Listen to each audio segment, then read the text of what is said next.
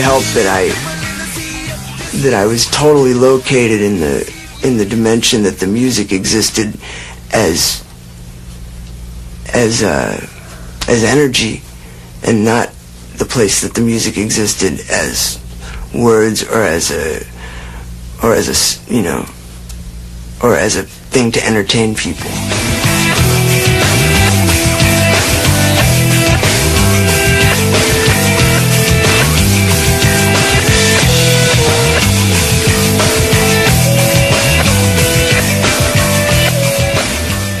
I was just really in a heavy place when we recorded the album. Just like I heard ghosts on the whole record, you know.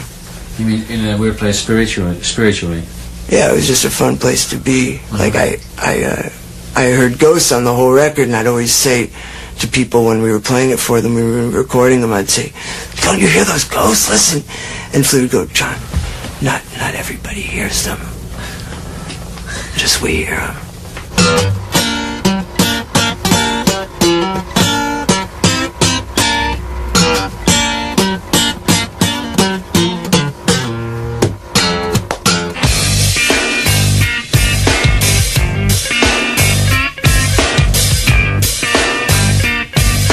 I remember seeing you in Amsterdam once, and you were real lively and up. Oh, I wasn't happy at all, man. No? No, not at all. Why not? Because I didn't want to be there doing press at all. I had to leave like three-quarters of the way into it. I didn't want to go, and Flea was like, "Well, you have to," because normally him and Anthony would have gone, but they made me go with Anthony. And I was just losing my mind. Like, I feel that when you speak about things, you're diarrheaing all over them. You know, you just ruin whatever you're talking about. And I felt like I was diarrheaing all over this art that was really important to me. And I hated being told that I was a rock star. Oh, so I was saying, so Anthony would not, he felt like he couldn't joke around anymore because I was getting so serious because I was so angry about the whole press thing and the whole rock star thing. And then he would have looked like he didn't have any integrity if he would have just spouted off. So it was a really bad combination, you know? And like, he was scared to say anything like he usually did, which was his thing. And so it was just awful. You mean he was trying to compensate for... No, he just imitated me. Oh? He would just imitate me, so then, you know, because if I say, like, Van Gogh, blah, blah, blah, and then he says, whip out your cock and show it to my mother, like, you know, it doesn't go together. Ah,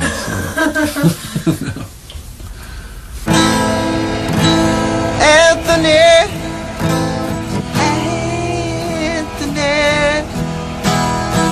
Velvet Underground.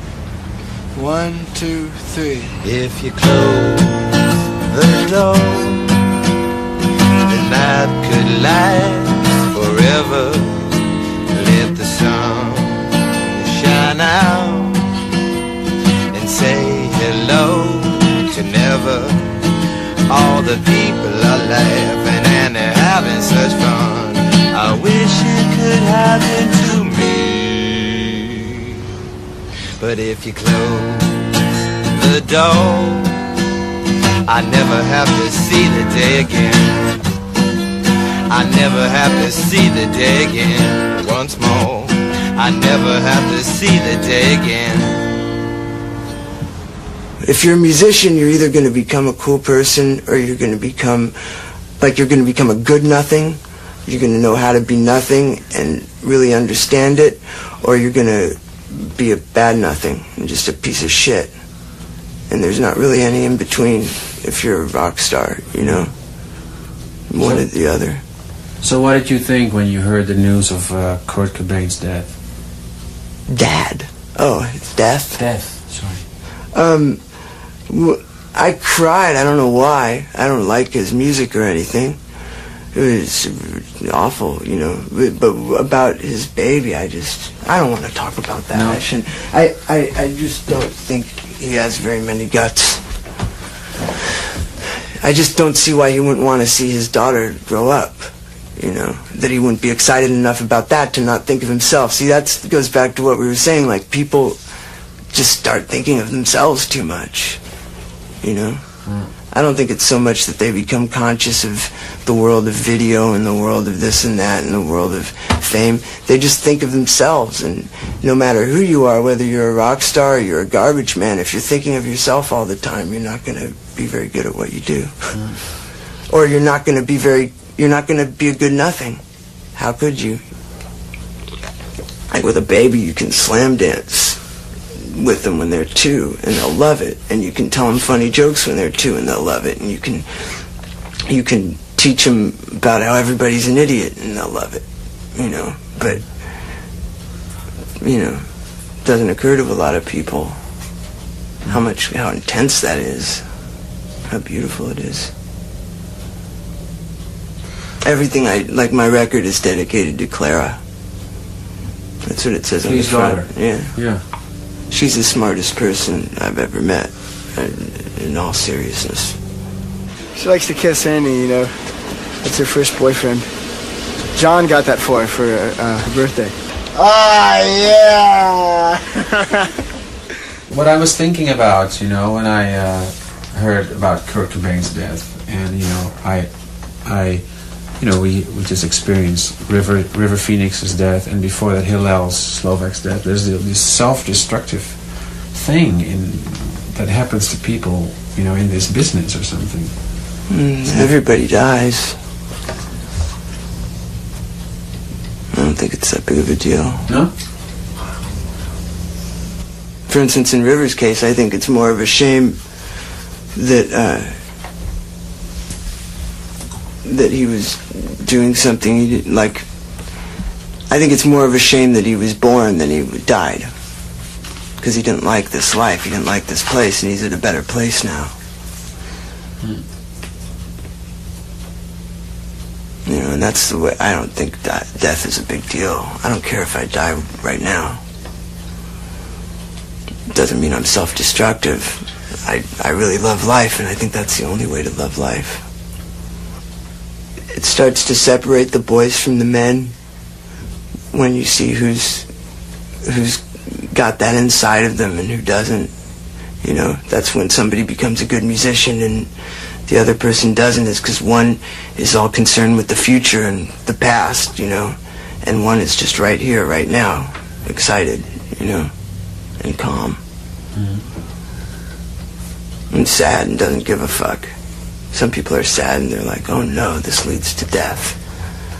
Acteur River Phoenix, bekend van films als Stand By Me, Running on Empty en My Own Private Idaho, was tot aan zijn dood goed bevriend met de Chili Peppers en John Frusciante.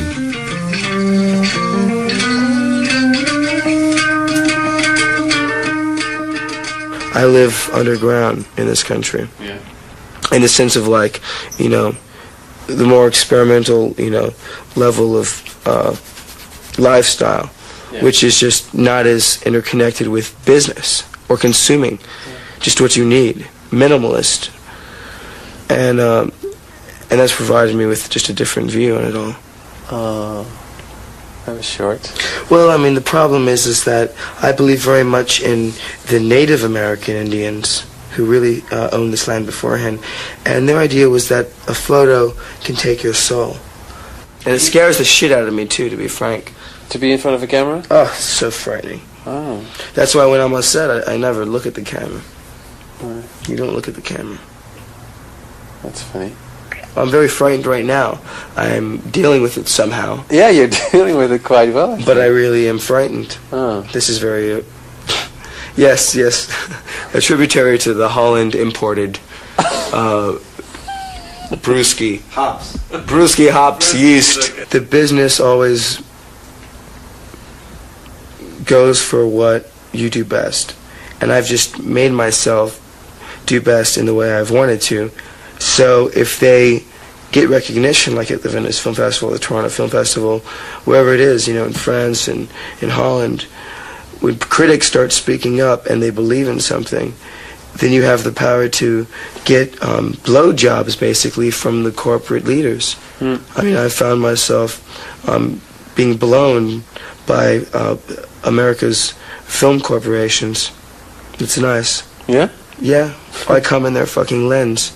I still want to ask you something about that, what I just said, that self-destructiveness. Because I once talked to Bob Forrest right after he did a big show in Holland, and he climbed up some, I don't know, very high thing, almost fell, and he just survived, and he was very crazy. He was wearing my clothes. He was wearing your clothes? That whole tour.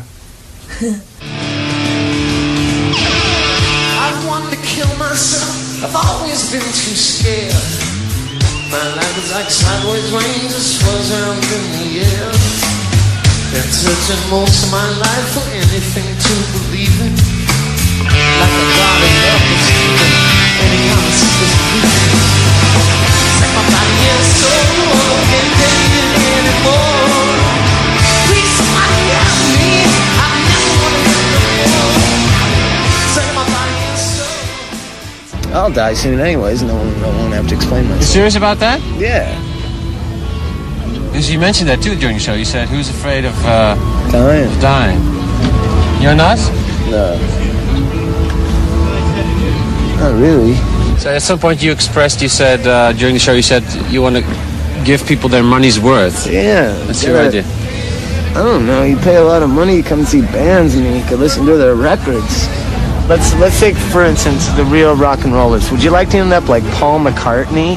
I'd rather be dead than be Paul McCartney, I'll tell you that. Or Phil Collins, or any of that. And so, you know, just try to... I know it sounds like some melodramatic, ridiculous thing, like trying to be Jim Morrison or whatever, but... Okay, here's the thing. Yeah. When I was a kid, I read the book, Ladies and Gentlemen, Lenny Bruce, right? When I was 13 years old, all I wanted to do was shoot heroin. Like, that's what I wanted, because that was my idol. And then I found Keith Richards, and I found all these other people, Graham Parsons, all the melodrama that went on through pop culture in America for 20 years. I ate it up, because I didn't have parents, and I didn't have anybody to depend on or to ask questions to. So Lenny Bruce and Graham Parsons and Keith Richards became my role models, right? So And then you- thus, if I live like that, it's not me like consciously getting up in the morning, well, I'm gonna drink and I'm gonna take some drugs. It's just me just because it's the way that I grew up, you know? It's the way that I formed my ideas. Boy, where is this going? A confession, right? As energy, and not the place that the music existed as words or as a you know, or as a thing to entertain people.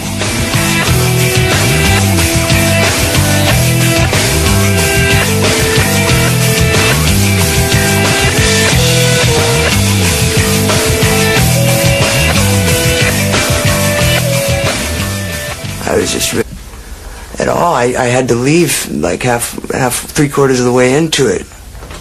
I didn't want to go, and Flea was like, "Well, you have to," because normally him and Anthony would have gone, but they made me go with Anthony, and I was just losing my mind. Like, I feel that when you speak about things, you're diarrheaing all over them. You know, you just ruin whatever you're talking about, and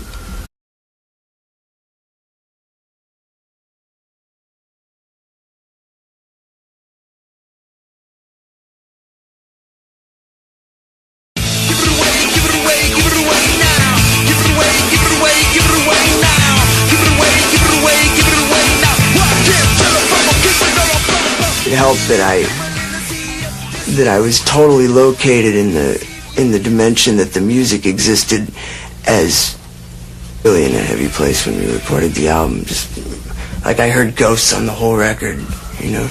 You mean in a weird place spiritually?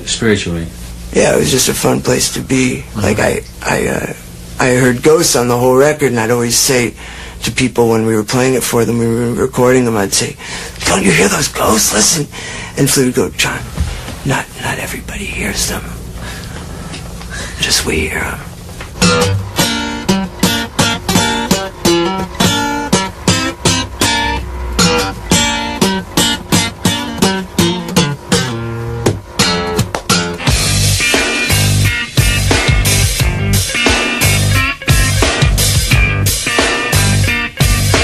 remember seeing you in Amsterdam once, and you were real lively and up. Oh, I wasn't happy at all, man. No? No, not at all. Why not? Because I didn't want to be there doing press.